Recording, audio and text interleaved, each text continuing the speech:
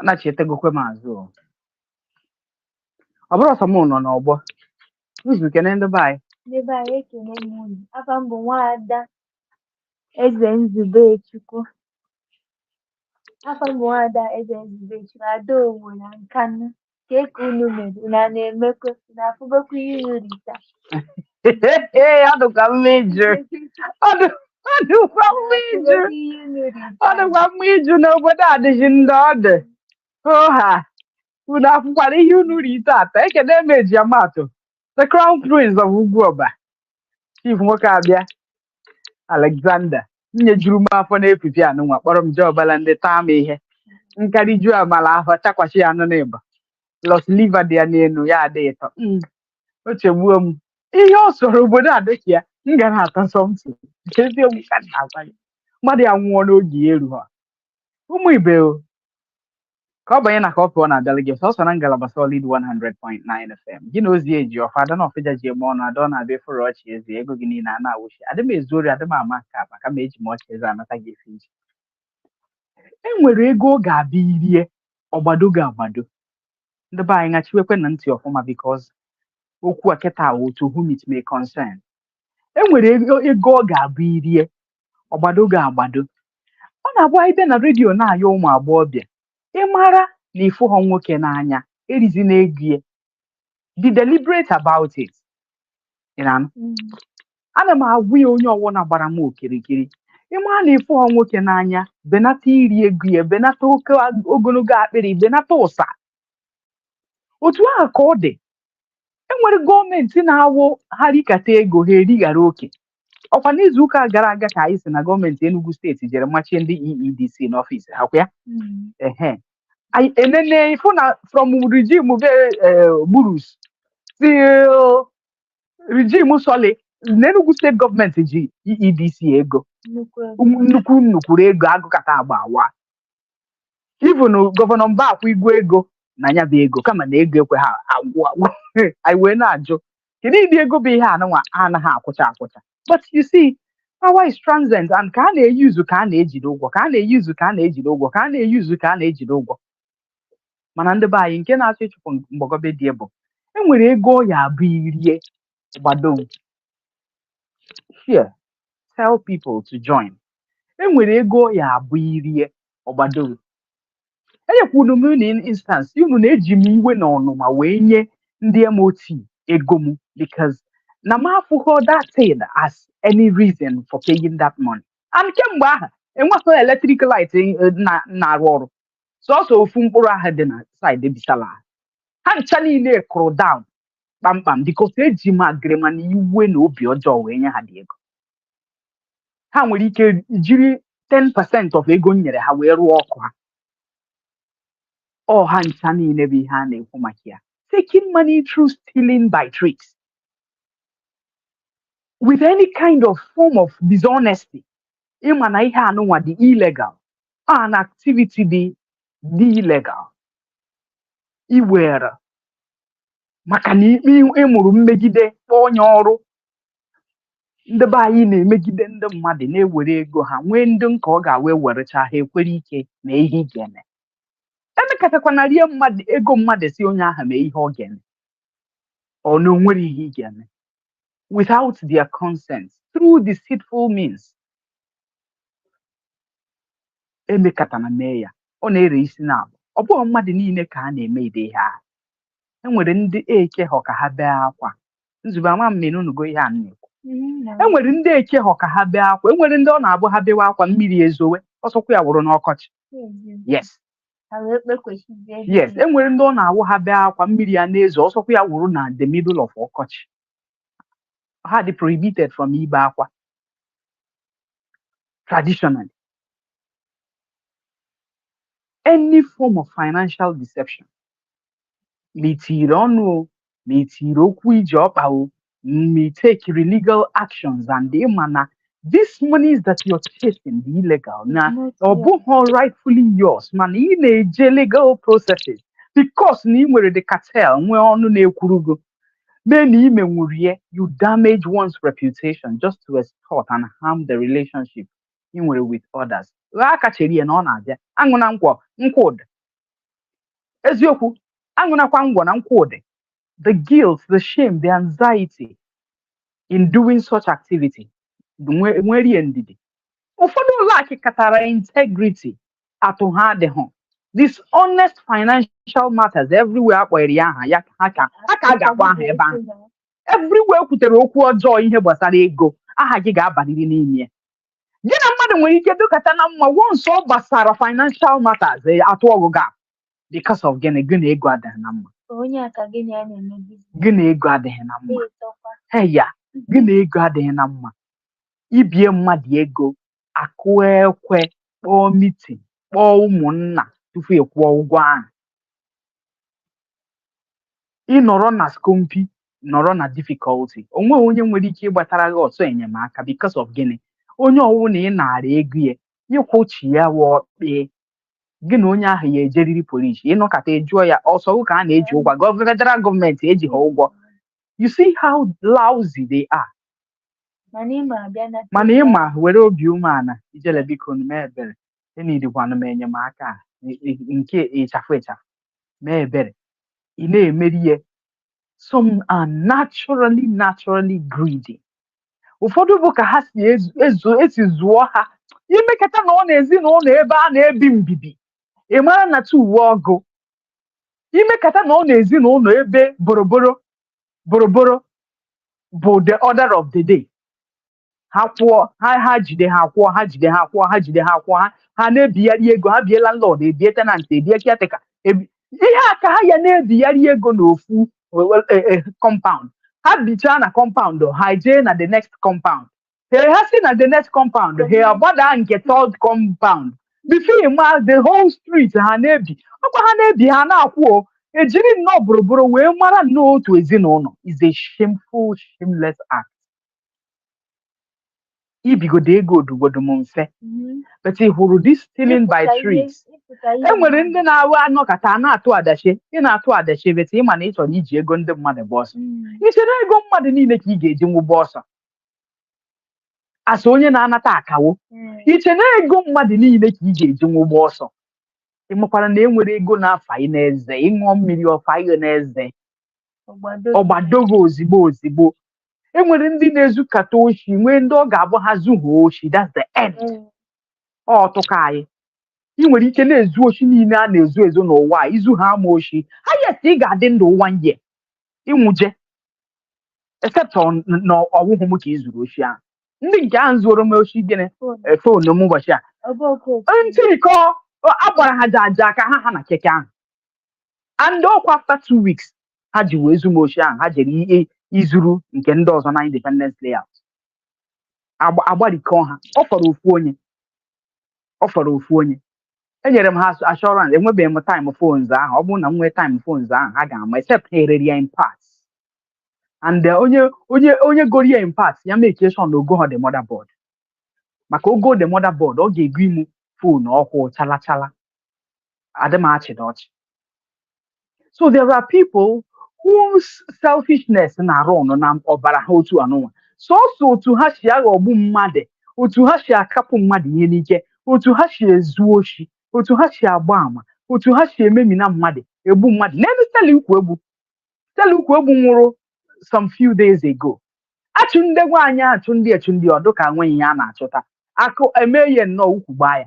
Last year niile ọ nọ n'orthopedic na-eji crutches na-eje echi na crutches abaa na mkpọ affect ofu ụkwụ ya na-anọga nnọọ ije. O mere film last 2 years na last year o si n'ụkwụ nke ahụ emeghe ya n'aka ebe anụnwa ofu mkpụrụ mkpịsị aka anụnwa na-agbasa abụ. It's not a joke. Enene sugar adị ịmago normal sugar anyị ịgbago ọgbada normal ọ bụghị diabetes but normal sugar ịmago ịgbago ọgbada cholesterol no cholesterol. Echi n'aka anụnwa wee pịa ya ogbu ngwa eniure ka akụrụ Stella Ukwu-Egbu ụmụ ya amaghana na onye akụrụ eniure na anaghị eji ndụl ejekwu ya. Yes ọnwa Jennifer mụ na ya na-ekwu okwu na redio mami ya nwụrụ ụbọchị Sunday a. Jennifer mụ na ya na-ekwu okwu adị izu ọgụ ọ ya ka anyị na-ekwu maka ya mami ya wụ Stella Ukwu-Egbu. You know ha ma ha na onye akụrụ eniure anya onye aghara pin na ya na ntụtụ adịghị na mma ha gavuru the woman gaa nọ na park lane etiri drip up to like 4 or 43 ya sị na ike drip agwụgwụ because restlessness akarịgo na ahụ ya pains at 4 a.m. she died mgbe onye gburu ya irigwe n'ozu ya ya bịara parị ya dịbe ị na-akụ stelikwe bụ eniure maka gịnị maka gịnị ị chọrọ ime fim ị aza aha ya ka ị na-ere ihe n'ala ụlọ ị chọrọ iwere shop ya it's a terrible Nigeria that we are in and terrible people bi n'ime so ndị obodo oyibo sef na-anọ n'obodo oyibo na-esendịrị ndị nọ na Nigeria ego ndị nọ na Nigeria agba mbọ na-eribi ego without channeling it right in the proper things e nyere ha dị ego ha were ya wee mee. It's a terrible people we have here. Mmadụ esi n'obodo oyibo na-esendịrị gị ego ka ị gbara ya ana ka ị rụọrọ ya ụlọ ka ị goro ya nke a ka ị goro ya this property ka ị deziere ya ihe otu a ka ị gbara ya fensị a ka ị merie foundation inye n'obi were ihe jee na-arụ nke gị Chineke gbuo ọkụ ịma na o nwere ndị ị ga-eji ego ahụ jee rụọ nke gị ahụ ị gaghị adị ndụba anya ụlọ ahụ ime aba na ụlọ ahụ ndị be anyị dị nkịrịnka mmadụ anyị obi n'obodo oyibo anya anwụ anya mmiri asọfa the kind of cold weather ha na-asọfa ebe ahụ in fact a na-esendịrị anyị ego na Nigeria ya n'obi na-eribi ego in the wrong dimension. Ihe a na-ere 1 naira ya enye ha ya na 2 naira. Ihe a na-ere exactly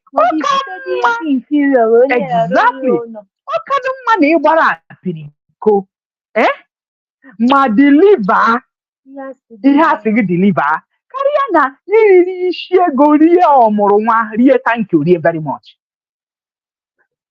Stealing by tricks. Ị na-ese picture ahụhụ anything existing na-egosi onye ahụ asị ihe ị na-arụrụ ya. Ị na-eme videos abụghị the right thing na-egosi onye ahụ asị ihe ị na-emere ya. Chineke nnabakwara ekwensu mba ahụ. There will be sure surprises in heaven. Ụbọchị Chukwu ga-abịa. I'm telling you. There will be surprises in heaven. Ụbọchị Chukwu ga-abịa. Ụbọchị ikpe ahụ ọ ga-adị egwu. O nwere ike ọ bụrụ mbụ onye mbụ ya eje eluigwe. Ndụ ahụ unu che njeje eluigwe ịhụ na onwe ha ebe ha na-eje.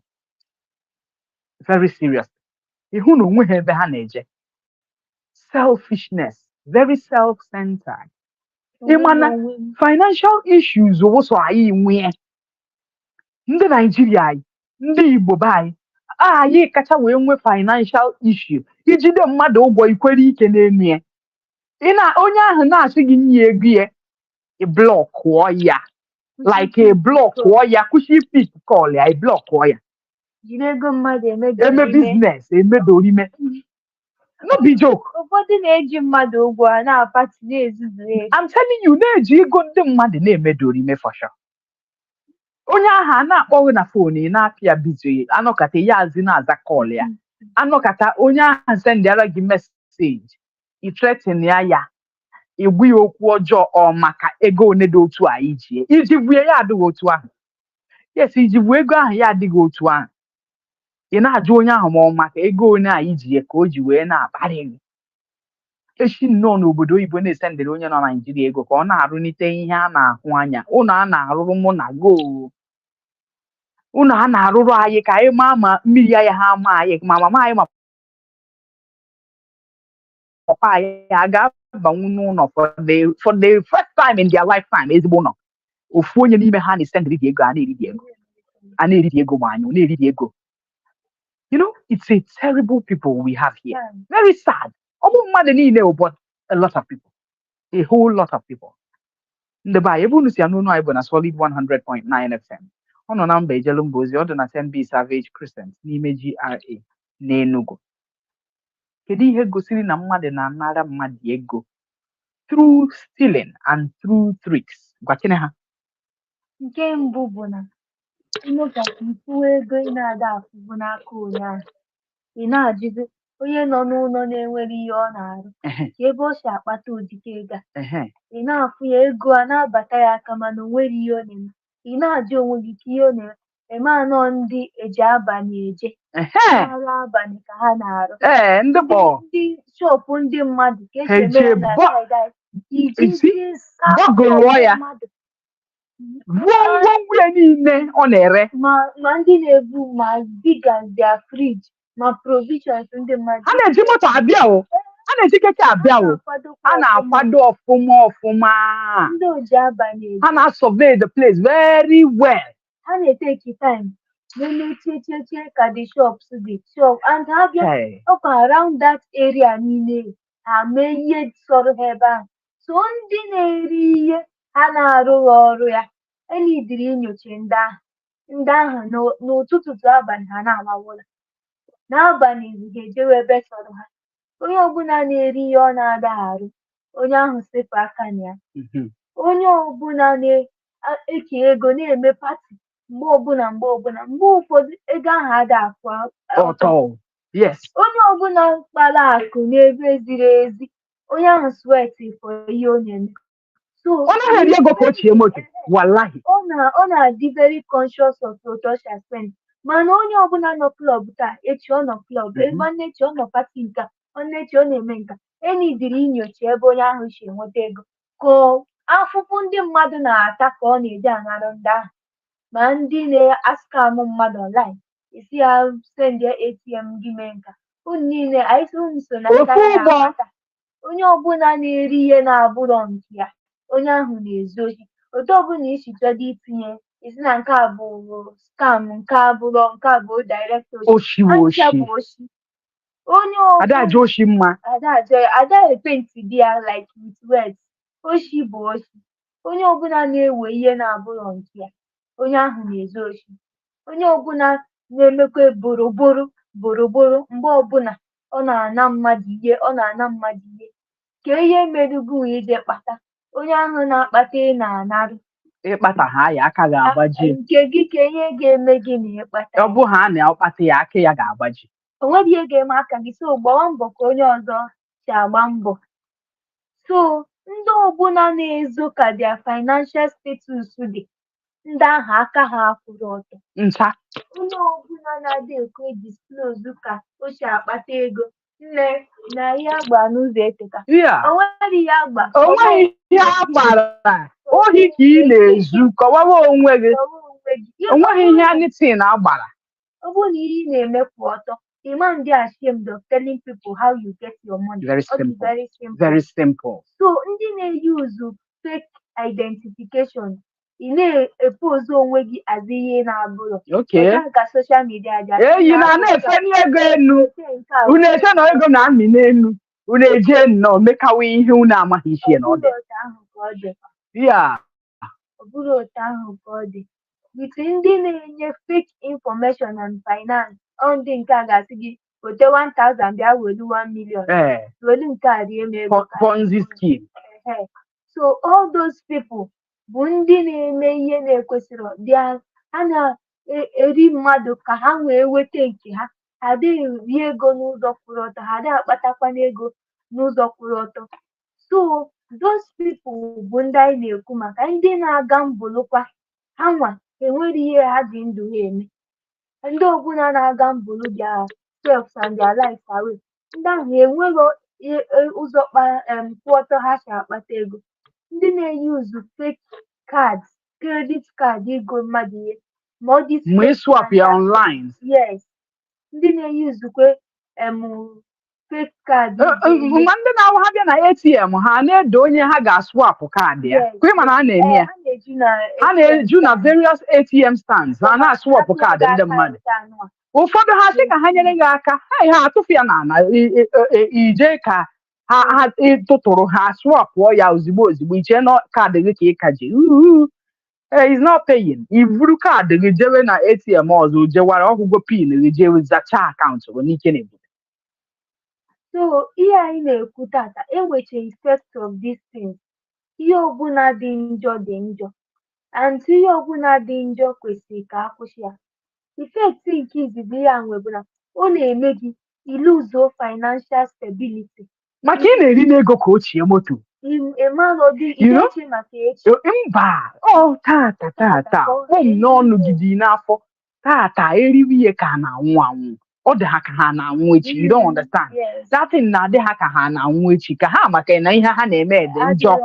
So they think they Chineke nwere ike gbuo ha ka ha ka meregwo nwe enjoyment nke taa dị nụ. Ha wee na-eri ya kama ọ ga-adọ n'ite ka ọ dọrọ n'afọ. eri ego mmadụ oge ekorikodi one day Iwu because ọ bụla ego o nwere expiring date. so O nwere expiring date. uche anyị Let's also analyze something to them. Listen attentively. It's a different thing that you're a business person. Eh? Now, once you're former, and you strike a deal and execute the job, we're not saying you're a thief. It's a different thing. N'ịbụ onye na-eme business, rụọ ọrụ, were ego, mee ihe asịsị mee, ọ bụrụ ahịa ka a na-azụ, i were ego gotere mmadụ ihe ahụ osisi gote original stuff. Ọ bụrụ na ị nwere uru n'ime as a business person, that's your gain. Or from ebe a nke isi akwụ tax. Or from ebe a nke isi akwụ ngwongwo na VAT na ihe niile a na-akwụ akwụ. We're not talking about you. Ndị anyị na-ekwu okwu ha bụ ndụ soro mmụọ bụ soro mmadụ ga mgbado. Ịnọkata, you just devise a means of taking people's hard-earned money in the most mysterious way. Enwere one story nụrụ about some people na side the pottery na ebe mmiri ugbo area. Na ha just to co-opt for themselves na-ejezi na be ndị mmadụ goro ana na ha gịnị nwanụ annual levy. Ndị nke ha jidetere ha tagbutere wee kwụọ ọnụ the levy, ndị nke ọzọ ma ihe kwe na akụ wee kwechiri na enweghị ihe dị otu ahụ. Little did they know na agbata eke ka anọ. So ha erigo n'ego ndị nke ha natara anata, the thing wee faa n'eze ha wee gbafuo onwe ha, ndị local gọọmenti wee bịa wee hụzie na ihe abụkwa ọfịs ka ndị nke a krietiri na ha kama ha ndị a ga na-eri dị ego ka ha nwawo ndị local gọọmenti na-eri dị ego. Ọ dịghị na gazet bụrụ chiọnwa gị bịa n'ebe ndị maara ihe nọ bịa kọọ nọnsensị ahụ ka igwu ya na gazet ọ dị iji abịa na ya ịdị rent ahụ asa onye goro ana asa onye kwụrụ ụgwọ ana and ọwụhụ gị ka o gorie bụ ndị ara. So there are things that you do ọfa gị n'eze. Ihe na-esere a lot of groups now bụ agbata eke ha ọfụma ọfazie ha n'eze ha agbọchịchịwa ihe ha dị taa mmọnwụ ka ha si wee mee ihe kwuo ihe eriri n'abalị. Ọ ya na-esere a lot of people. Ọ ya amaghị kee ego ahụ na-create serious pandemonium n'ebe dị iche iche. Ụfọdụ a na-achọzi ka nke ha kachacha, ụfọdụ a na-eweta ego ị gaghị egbuwara ndị gị na ha nwere ọrụ ahụ ego na-ewetere. Ị na-achọ ịkpabidi ego before ndị gị na ha rụrụ ọrụ ahụ amara ego n'ọwụ because you are shameless. Ịbụ onye money misroad, onweghị ihe eji ga-eme gị na ego adịghị na mma. Ọ bụrụ na gị na mmadụ rụọ biznes ego bịa pụta, kedu ihe ị na-achọ ịgwa onye ahụ na small ego pụtara when the real money pụtara? Ọ because na ịbụ onye agụụ and na-emaghọwo sọ and ego ihe na-agbara ego odibo. Ọ ya ka ị ga-eji wee nọkata wee filuo na ị ga-adownsize ihe ọha nwe. You understand? Ime ndị mmadụ they will untrust you, your relationship adị work because ihe a ga-anọwo you will feel ashamed mana enweghị mekwatalism because ọrịa mara ahụ ka ọ bụ. A na-ezezi gị ka mgbọ. Ị naghị ezukwa ohi ma ịgafe ha ihe efuo. You know, you will live with so much guilt because ndị mmadụ aghọtago abada abalị water style iji abịa at all times. Your reputation adịgodu work. Ekwute okwu biko ka ịnụ ihe biko onye aka gị na ya chọrọ imekọ anything. Onye enwekwe shame and ịnụ ha anụ na mmadụ enweghị shame nzube echukwu pụtara nri ihe m kwuru. Ịnụ ha anụ gị na mmadụ enweghị shame guy chọọ wee nyere ya efe na mmadụ anaghị ihere anaghị eme onye a ọ chọghị ịma ọ ga-ezughị oshi kwere ike nyere onye ahụ efe n'ike na ebube. You know, just nyere onye ahụ efe eziokwu m niile. There are people that just use these people and after they use you they so dump you so much. Do you understand? Enwere somebody n'Enugu anụnwa m ga-eji wee maa atụ. Aha ya bụ Peter Oramolo. He's a very very dedicated person. Ọnwụ ha na ọsị gị na gị na ya akwụ, behold gị na ya akwụ. Ọ naghị eje kata ihu ya azụ. Mgbe Chimaroke ọ nọ na-esokwa ha, mgbe Sullivan Chime Solly nyeri no one or two. Also ha. They didn't see him. Oh, this is very clean, oh, very clean. I want he didn't have careful. He just no where he catch a man government, but he's just a very dedicated fella. Oh, say han again ya no so he also grew. And when he make kataria ko do azo. Anokata o mewe ihe politics a na-eso si ha ike na-arụrụ ha nnọọ na-emere ha protocol ma nke akpọrọ ya ma nke akpọrọ ya but ọ ma eme nwanne and a very dedicated fellow. Also katara Governor Sullivan Chime na various places so ma ndị kpọrọ ya ma ndị kpọ ya you just see him he will appear and very responsible. Ọ naghị emekwa ya but very responsible. O soro ha gị like ya gị ihe ọwụna gbasara gị enwe ihe ahụ gbasara. Anyị kpọwa ya a friend to Sullivan. Ihe anyị na-akpụ ya na AGN wụ a friend to Sullivan. Gburugburu chewa ya sukata gburugburu. Gburugburu nyere ya something about local government at the first tenure. Ama mụ maybe a second tenure. But I was thinking that these two governors, that Abraham and this guy is so dedicated this much. How do you have to buy an DSS? How will the cartel? How will the contact? Because if you see this guy that I'm telling you, DHN is security a syndicate. He's always clean, on suit, tie, very adequate, very adequate. And on Anambra. You see, I don't know what he begs them, in all honesty. And I don't know what they think of the guy.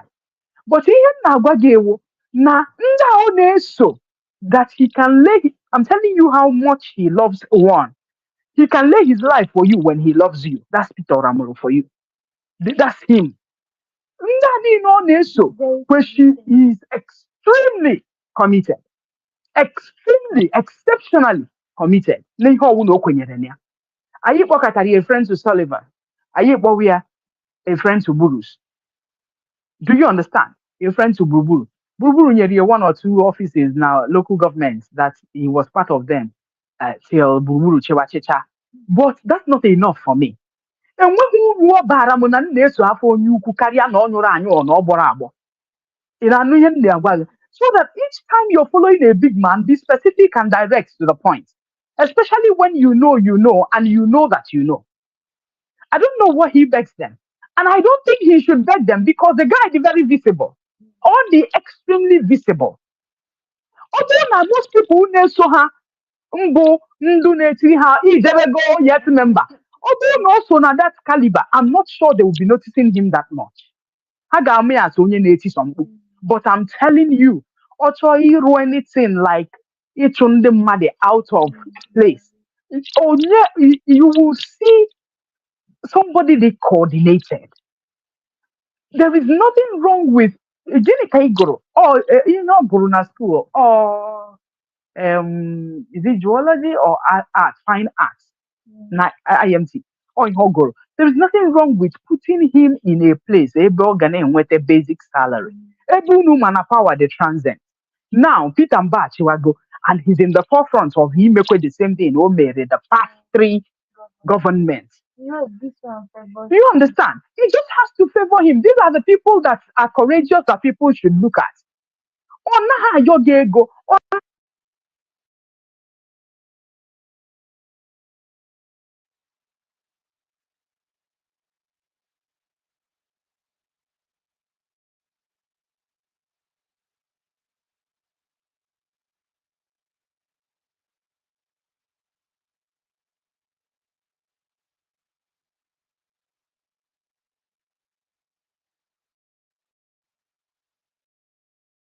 appreciating. That is just the way. You understand?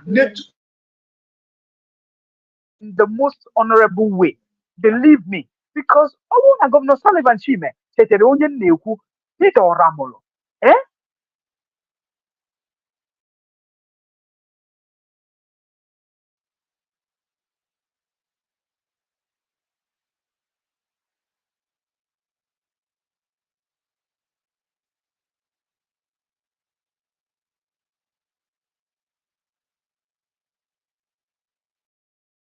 Antecedents and place them in the right place that they cannot go onye Anambra.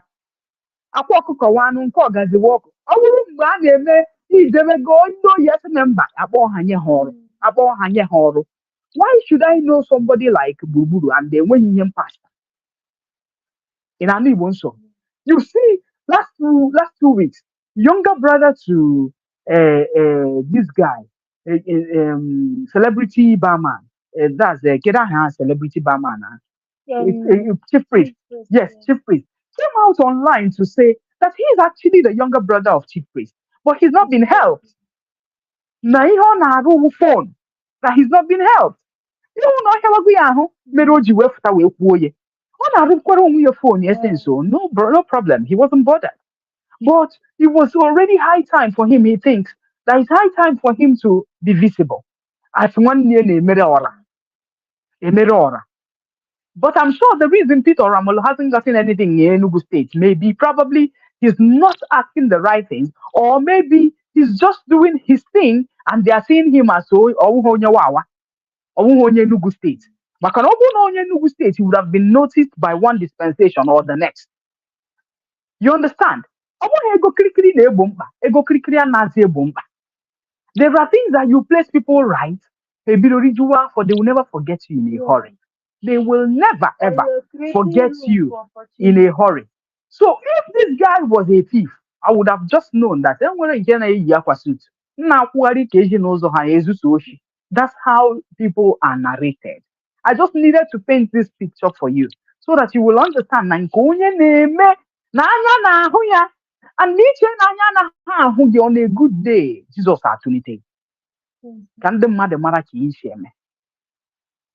You will just make your family scared and ashamed of you. Ashamed. During Ifeanyi's dispensation, I'm going to tell you a story again. Cecilia Ezilo, Deputy Governor Enugu State, PA, scammed a girl that is in Philippines. He scammed her using the government office. When the girl IGM, the girl the guy you understand? How did I know? Because she went around na media na the state. Channel lawyer. It got to a point I couldn't do the investigation. I sent it to somebody else in Abuja. They did the investigation, discovered the guy, got the guy. EFCC is on the matter as we speak now. Now they've recovered the fund. Now EFCC have not remitted the money back to Philippines, to the girl with the money. Why? Nigeria. How can you say you recovered a sum for somebody in Nigeria and you're finding it very difficult to return the money back to Philippines to the girl with the ego? I had a girl of Hazel Maria. Till now, she's still on presenter's neck, looking for avenue to help her ask why her money has not been returned to her. Nobody but Philippines. And the one I'm working here, no one. Papia was IG na Nigeria. Papia no last 2 months. Papia IG in the Philippines as a country. Mamia be a chief nurse na the town, na the states. Otu Enugu State, Nigeria as a state. Mamia be only a matron na the whole state. Ụmụnne na-atọ ụmụ nwoke na-atọ ka ha nwere ya wụ sọsọ nwaanyị ha na-atọ ịbụọ nọ na American Army. So ka ịhụ na the girl dị well placed enwere ịdị ihe ọ na-abụ a na-anụ a na-akọ akụkọ otu anụnwa ọ dịka chi kwuchie aka na ntị ka ọ yara ikwu omume ka ọ yara ikwu ọkụkọ. Now ndị EFCC na-asị na-echenjiri gọọmenti ha ọ gaghị asaịnbe nke asaịnbe onye nke asaịnbe. Why? Okay, now I see the girl, not the guy, for she remit the money back to the girl. Excuse me. You've written a letter to the girl. Embassy in the Philippines in Abuja. There an office in the EFCC in Abuja. They stopped replying those people. Embassy in the Philippines. They also wrote. So,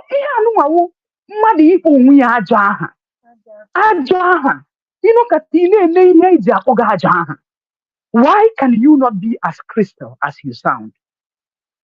What stops that guy from returning that money back, giving him an ultimatum in 24 hours? Make sure he return the money. She sent her 2 accounts on the EFCC.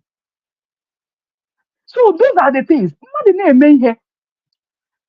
Especially and with the reading here question here from you. as the keeper and makers of the law. Ị chọrọ ka obodo na-edere.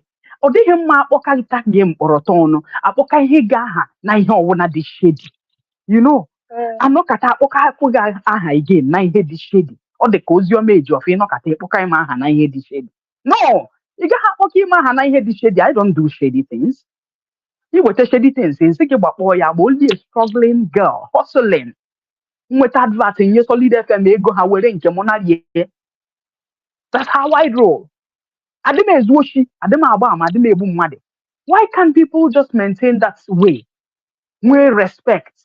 N'ịdị inwe obi aṅụrị dị ndụ. Soro n'ihe a na-eme. Ọ ga-adị very difficult. Ndị mmadụ recover their monies from you financially ma ọ bụrụ na ị na-awa ịnọkata ịrụrụ aka. Mgbe ọbụla everybody kpọtara aha gị, ha dị very vigilant because gị na ego adịghị na mma. Ihe anyị na-agwa unu bụ the reasons ndị mmadụ the repercussion of ndị mmadụ edewe ha aka ha ọcha in dealing with others. Ị ga-adị stressed in trying to regulate your business maka na onweghị onye ọwụna gị na ya mere ihe ọwụna anaghị enwe okwu ọjọọ n'isi gị. You know, mgbe niile akpụrụgụ na-aga police, mgbe niile akpụrụgụ na-aga court, mgbe niile onye ọwụna gị na ya mekọrọ ihe gị end really up na distrust. Ị dịghọ coherent. Enweghị ka ejidete gị n'aka, ejide gị side anyị na-amị ka ọkwụrụ, ejide gị side anyị na-amị ka ihe mama. You know, so ndị be anyị, it will just damage your personality, believe me. Kedu ka ị ga-esi wee avoid ihe ndị a? Make a conscious effort. Not deliberate. Na-eche ozi nrụrụ aka. Your financial information will be straight. Na ọ bụghị arụ ka ọ bụ set your boundaries. Na ede ihe a ka ị na-eme, na ede ihe a ka ị naghị eme, na ị naghị alaiki nke anụnwa. Na ị na-alaiki nke anụnwa. Onye buru bịa ịdị nke ị naghị eme, isi ya mba na ị naghị eme ịdị nke a. Very simple. Ogologo okwu adịghị n'ụka mgbe. Caution yourself. Ị mara na ego erughị ọrụ gị iri nne ya. Dekunata akpịrị gị nke bụ nke gị ga-abịa. Ọ bụrụ na ego ịma ha anyị abata na akaụntụ gị, jee gwa ndị ọnụ na-eru n'okwu si ha na ego a na ọ bụghị gị nwunye na ịmaghị ebe ochi. Report yourself. It's not a bad feeling. Erigina ego ka ochie moto. Ndị na-enwekwana nnukwu ego mara otu esi eme two-factor authentication na foonu gị tụ ihe ime ndị mmadụ ghara ịgbaba n'ime akaụntụ gị gwuo gị chandom. Enwekwere ndị ọ ga-abụ igwukwuo chandom ịnachaghị ya. Yes. Amonite oge ọfụma chere gị mgbe i richara dị ego ka i wee gbọọ ya ọgbọ ọfụma. Ndị be anyị afọ mbụ Oziọma Ejiofor, Ada Nọfịja ji eme ọnụ, ada ụnụ abịa efere ọchị ezi ego gị niile adasịsị. Ebe isi n'ụlọ m bụ na 10B Savage Crescent n'ime GRA n'Enugu. Ọ gara kene ndị be anyị. Daalụnụ maka isonyere anyị ekene unu. Ndewo.